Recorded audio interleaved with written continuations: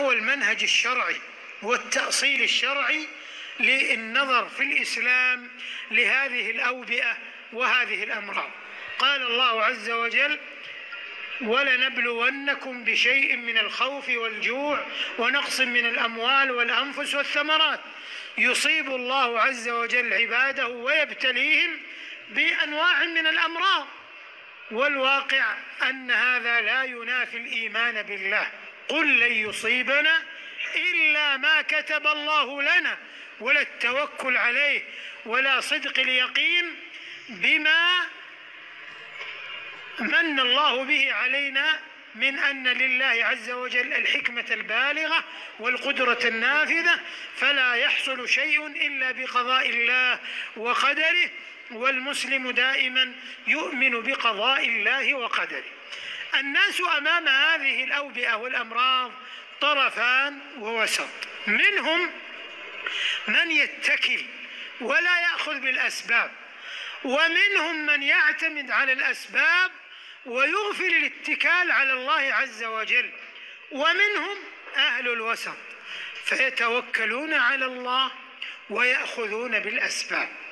وهذا هو المنهج الذي سلكته هذه الدولة المباركة المملكة العربية السعودية في اتخاذ الإجراءات الاحترازية لمنع انتشار هذا المرض.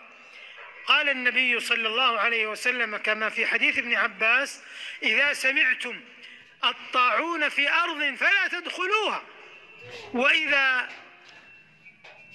أصبتم أو أصيب الناس في بلد فلا تخرجوا منها، كل ذلك منعا للعدوى. والنظر للعدوى أيضا، النظر للعدوى يكون نظرا وسطيا، ففي الحديث: لا عدوى ولا طيرة، ليس نفيها بالكلية، وإنما الصحيح أنه لا عدوى متنقلة أو منتقلة من شخص إلى شخص إلا بإذن الله، رد على ما كان عليه أهل الجاهلية من أنهم ينسبون العدوى للناس، ينسبون العدوى للناس أو للمرضى، فهذا لا يمكن، هذا كله بأمر الله.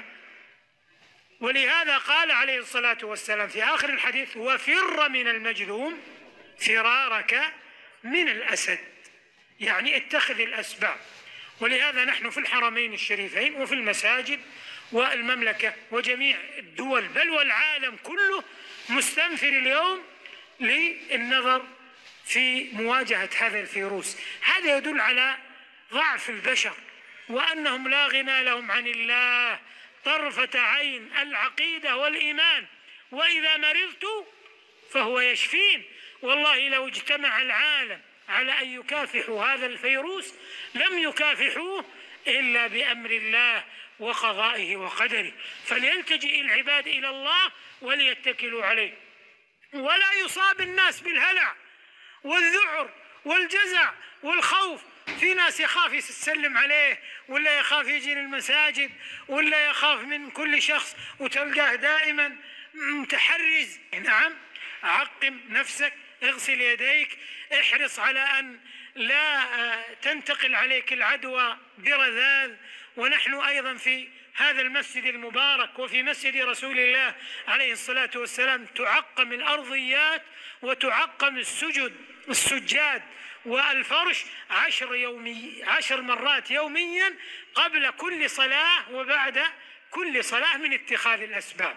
هذه الأعمال الاحترازية هي من السنة، والحرص على أن يأخذ الإنسان بها ولا ينافي الاتكال على الله. ولهذا لما ظن بعض الناس أن الجرب يعدي في الإبل قال: من الذي أعدى الأول؟ إذن الأمر بيد الله سبحانه. فليلتجئ العباد إلى الله وليحتاطوا بأخذ الأسباب ويتوكلون على الله. والحمد لله أن الأسباب المتخذة كلها موفقة وكلها مسددة. ولا يقولن قائل: لماذا تمنع العمرة أو لماذا يمنع المجيء إلى الحرم هذه الفترة، كل ذلك تحقيقا للمصالح الشرعية. لربما إذا تساهلنا في الأمر أن تحدث كارثة لا قدر الله، فنأخذ بالأسباب وما هي إلا برهة، وتنجلي هذه الغمة عن هذه الأمة بفضل صاحب الفضل والمنة سبحانه وتعالى. فلنأخذ بالأسباب ولنتكل عليه سبحانه، ولنحرص على أخذ الإجراءات الاحترازية، وما اتخذ من إجراءات احترازية واحتياطية واستباقية كلها من باب الأخذ بالأسباب ولا يعتمد عليها، وهي مواقف احترازية شرعية دلت عليها الشريعة والقرآن والسنة. ونسأل الله أن يلطف بالمسلمين وأن يصلح أعمالهم وأجسادهم وقلوبهم، وأن يمنحنا وإياكم وإياهم العفو والعافية، وأن يدفع عنا الغلا والوبا والربا والزنا والزلازل والمحن، إنه ولي ذلك والقادر عليه، وأن يعيذنا من البرص والجنون والجذام وسيء الأسقام، إنه جواد كريم. وآخر دعوانا أن الحمد لله رب العالمين.